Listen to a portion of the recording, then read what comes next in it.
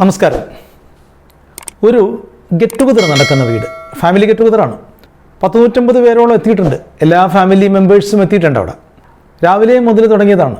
ആട്ടവും പാട്ടും ബഹളവും ഒക്കെ ആയിട്ട് സുന്ദരമായൊരു ദിവസം തീരുകയാണ്. ദൂരെ നിന്ന് വന്നവരെല്ലാം പിരിഞ്ഞുപോയി. അവസാനം വീട്ടിൽ ഏറ്റവും ആ വീടുമായിട്ട് ക്ലോസ് ആയിട്ട് നിൽക്കുന്ന ഒരു 10-15 പേര് മാത്രം ആ വീട്ടിൽ ബാക്കിയായി. 5-ലോ 6-ലോ പഠിക്കുന്ന ഒരു കൊച്ചുകുട്ടി ഐസ്ക്രീമും കഴിച്ച് സമപ്രായക്കാരായ കുട്ടികളോട് തമാശ പറഞ്ഞ് കളിച്ച് ചിരിച്ച് പുറത്ത് നിൽക്കുകയാണ്. പെട്ടെന്ന് അവൻ്റെ അച്ഛനകത്തുനിന്ന് ഒരു കൊടുങ്കാറ്റ് പോലെ പാഞ്ഞു വന്നിട്ട് നല്ല തല്ലുവിന് കൊടുത്തു. എന്നിട്ട് കയ്യിൽ ഐസ്ക്രീം പാക്കറ്റ് എടുത്ത് വലിച്ച് ദൂരേക്കെറിഞ്ഞു. എന്താണെന്ന് ആർക്കും മനസ്സിലായില്ല. സംഭവം കാറിൻ്റെ ചാവി കാണുന്നില്ല. എപ്പോൾ നോക്കിയാലും കാറിൻ്റെ ചാവി ഇവൻ്റെ കയ്യിലാണ്.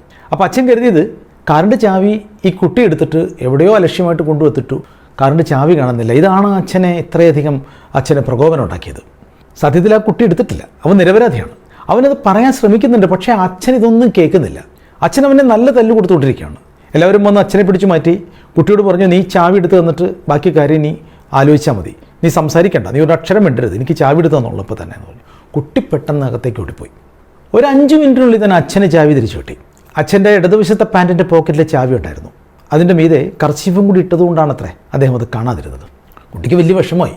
തല്ലുകൊണ്ടതിനേക്കാളും ചീത്ത കേട്ടതിനേക്കാളും ഒക്കെ എല്ലാവരുടെയും മുമ്പിൽ വെച്ചിട്ട് ഇത് സംഭവിച്ചതിലാണ് കുട്ടിക്ക് ഏറ്റവും കൂടുതൽ വിഷമമായത്. വല്ലാത്ത ജാള്യതയായി അവന്. വളരെ നിസ്സാരമായിട്ട് ചിലപ്പോൾ നമുക്ക് തോന്നാമെങ്കിലും ഈ പ്രശ്നം അവൻ്റെ മനസ്സിലുണ്ടാക്കിയിരിക്കുന്ന മുറിവുകൾ അത്ര പെട്ടെന്ന് ഉണങ്ങാനുള്ള സാധ്യതയില്ല. എന്നും ആ മുറിവ് മനസ്സിലുണ്ടാവും. ഒന്നാമത്തിന് അവൻ ചെയ്യാത്തൊരു കുറ്റത്തിന് അവന് കിട്ടിയ ശിക്ഷയാണത്.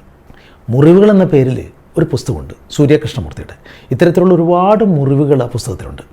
ഇതേപോലത്തെ തന്നെ ഒരച്ഛൻ്റെയും മകൻ്റെയും ഒരു അനുഭവ കഥ അതിലുണ്ട്. സംഭവകഥയാണ്. അച്ഛനൊരു പുതിയ വണ്ടി മേടിച്ച സന്തോഷത്തിന് മകനെയും കൊണ്ട് പുറത്തേക്ക് പോകണം. അച്ഛനും മകനും തമ്മിൽ വലിയ ഇഷ്ടത്തിലാണ്. അവർ നല്ല സുഹൃത്തുക്കളെ പോലെ തന്നെയാണ് അവർ. അങ്ങനെ മകനെയും കൊണ്ട് പുറത്തേക്ക് പോയി പുറത്ത് കാഴ്ചകളൊക്കെ കണ്ട് നിൽക്കുമ്പോൾ പെട്ടെന്ന് മകനെ കാണുന്നില്ല. നോക്കുമ്പോൾ ഒരു വലിയ കമ്പി എടുത്തിട്ട് മകൻ ഈ കാറിൻ്റെ ഡോറിൽ എന്തൊക്കെയോ കുത്തി വരച്ചിടുകയാണ്. അച്ഛന് വല്ലാതെ ദേഷ്യം വരും. അച്ഛൻ ഓടി ചെന്നിട്ട് ആ കമ്പി കയ്യിൽ നിന്ന് വലിച്ചു വാങ്ങിച്ചെടുത്തിട്ട് ആ കയ്യിൽ തന്നെ 3-4 തല്ല് കൊടുക്കും. കുറച്ച് കഴിയുമ്പോൾ പരിസരബോധം തിരിച്ചു കിട്ടിയ അച്ഛൻ വല്ലാത്ത വിഷമമായി അച്ഛന്. അച്ഛൻ കുട്ടിയെ സമാധാനിപ്പിക്കാൻ ശ്രമിക്കും. പക്ഷേ കുട്ടി കരച്ചത് നിർത്തുന്നില്ല. നോക്കുമ്പോൾ കൈ വല്ലാതെ നീര് വന്ന് വീർത്തിട്ടുണ്ട്. അച്ഛൻ അങ്ങനെ തന്നെ ഈ കുട്ടിയെ കോരിയെടുത്ത് വണ്ടിയിലിട്ട് അടുത്ത ഹോസ്പിറ്റലിലേക്ക് പോകും. ഹോസ്പിറ്റലിൽ ഡോക്ടർ കുട്ടിയും കൊണ്ട് അകത്ത് പോയി.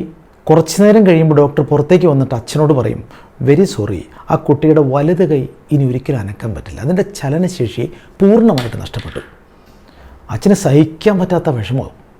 അച്ഛൻ ICUവിൻ്റെ ജനലിൽ കൂടി ആ ചില്ലുവാതിലിലൂടെ കുട്ടിയെ നോക്കുമ്പോൾ കാണുന്ന കാഴ്ച അച്ഛൻ്റെ ഹൃദയം തകർക്കുന്നതായിരുന്നു. കുട്ടിയുടെ കണ്ണുകളും അച്ഛനെ തന്നെ തിരയായിരുന്നു. ചില്ല് ജനലിൻ്റെ അപ്പുറത്ത് അച്ഛനെ കണ്ടതും വേദന മറന്നുകൊണ്ട് ആ കുട്ടി അച്ഛനെ നോക്കി ചിരിക്കാൻ ശ്രമിക്കുകയാണ്. കരഞ്ഞുകൊണ്ട് അച്ഛൻ നേരെ കാറിൻ്റെ അടുത്തേക്ക് ഓടുകയാണ്. കാറിൻ്റെ അടുത്തേക്ക് പോയിട്ട് ആ കുട്ടി കുത്തി വരച്ചിട്ടിരുന്ന സ്ഥലം കൈകൊണ്ടിങ്ങനെ തടവി നോക്കുമ്പോൾ അച്ഛൻ ആകെ തകർന്നുപോയി. ആ കുട്ടി അവിടെ എഴുതി വെച്ചിരിക്കുന്നത് ഐ ലവ് മൈ ഡാഡ് എന്നാണ്. പിന്നെ അധികകാലം ആ അച്ഛനെ ജീവിച്ചിരിക്കാൻ കഴിഞ്ഞില്ല. നമ്മുടെ ജീവിതത്തിലൊക്കെ ഇതേപോലുള്ള സംഭവങ്ങൾ ഉണ്ടാവാറുണ്ട്. ചിലപ്പോൾ വളരെ നിസ്സാരമാണെന്ന് നമുക്ക് തോന്നുന്നൊരു സംഭവമായിരിക്കും. ചിലപ്പോൾ നമ്മൾ സംസാരിക്കുന്നത് അല്ലെങ്കിൽ നമ്മൾ ക്ഷോഭിക്കുന്നത് നമ്മുടെ കൂട്ടുകാരോടായിരിക്കും, നമ്മുടെ സഹപ്രവർത്തകരോടായിരിക്കും, അല്ലെങ്കിൽ നമ്മുടെ ലൈഫ് പാർട്ട്ണറോടോ കുട്ടികളോടോ ആരോടോ ആയിരിക്കും. അവിടേക്ക് എന്ത് പറ്റുന്നറിയോ? ചില സമയത്ത് നമ്മുടെ വികാരം ജയിക്കും, വിവേകം തോൽക്കും. അങ്ങനെയുള്ള സമയത്ത് നമ്മൾ പറയുന്ന വാക്കുകൾ, ചെയ്യുന്ന പ്രവൃത്തികളെല്ലാം നമ്മുടെ കൺട്രോളിൽ നിന്ന് വിട്ടുപോകും. നേരത്തെ നമ്മൾ കണ്ട ആ കുട്ടിയുടെ കാര്യമില്ലേ, എന്താ സംഭവിച്ചതവിടെ? ഒരു 5000 രൂപ മുടക്കി കഴിഞ്ഞാൽ, പരമാവധി 5000 രൂപ മുടക്കി കഴിഞ്ഞാൽ ആ കാർ പഴയ പോലെ ആക്കിയെടുക്കാം. ഇപ്പോൾ എന്ത് സംഭവിച്ചു? ആ കുട്ടിയുടെ കൈയിൻ്റെ ചലനശേഷി പൂർണ്ണമായിട്ട് നഷ്ടപ്പെട്ടു. അച്ഛൻ്റെ ജീവിതം തന്നെ പോയി. നമ്മുടെയൊക്കെ ജീവിതത്തിൽ സംഭവിക്കുന്ന കാര്യങ്ങൾ തന്നെയാണിത്. നിസ്സാരമായിട്ടുള്ള ചില കാര്യങ്ങൾ, വികാരം ജയിക്കുമ്പോൾ ഉണ്ടാകുന്ന ചില പ്രശ്നങ്ങൾ ജീവിതത്തിൻ്റെ ഗതി തന്നെ മാറ്റിവിടും. അതുകൊണ്ട് എപ്പോഴും നമ്മൾ മനസ്സിലാക്കേണ്ട ഒരു കാര്യം, മനസ്സിൽ ഹൃദിസ്ഥമാക്കേണ്ട ഒരു കാര്യം, ഏത് സംഭവത്തിലായിക്കോട്ടെ നമ്മൾ വികാരം ജയിക്കാൻ അനുവദിക്കരുത്. നമ്മൾ ചിലപ്പോൾ പറയുന്ന വാക്കുകൾ കേൾക്കുന്നവരുടെ മനസ്സിലുണ്ടാക്കുന്നത് വലിയ മുറിവുകളായിരിക്കും. വികാരത്തിൻ്റെ പുറത്ത് നമ്മൾ പറയുന്നതായിരിക്കും. നമ്മളൊന്നും മനസ്സിൽ വെച്ചുകൊണ്ടായിരിക്കില്ല ചിലപ്പോൾ പറയുന്നത്. പക്ഷെ അത് കേൾക്കുന്ന ആളുടെ മനസ്സിൽ ഉണ്ടാക്കുന്ന മുറിവെന്ന് പറഞ്ഞാൽ നമുക്ക് ഊഹിക്കാൻ പോലും പറ്റില്ല. അത്ര വലിയ മുറിവുകളായിരിക്കും അവരുടെ മനസ്സിലുണ്ടാക്കുന്നത്. നമുക്ക് തന്നെ അത് വല്ലാത്തൊരു വിഷമമായിട്ട് തോന്നും. ഞാനിങ്ങനെ പറയേണ്ടി വന്നല്ലോ, അല്ലെങ്കിൽ എനിക്കിങ്ങനെ പറയേണ്ടി വന്നല്ലോ എന്നൊരു തോന്നലും നമ്മളെ വല്ലാതെ ബാധിക്കും. അതുകൊണ്ട് നമ്മൾ മനസ്സിൽ തീരുമാനിച്ചുറപ്പിക്കേണ്ടത്, ഒരു കാരണവശാലും വിവേകം തോൽക്കാൻ അനുവദിക്കരുത്, വികാരം ജയിക്കാനും അനുവദിക്കരുത്. മറ്റൊരു വീഡിയോ ആയിട്ട് വീണ്ടും കാണാം. നല്ലൊരു ദിവസം ആശംസിക്കുന്നു. നന്ദി, നമസ്കാരം.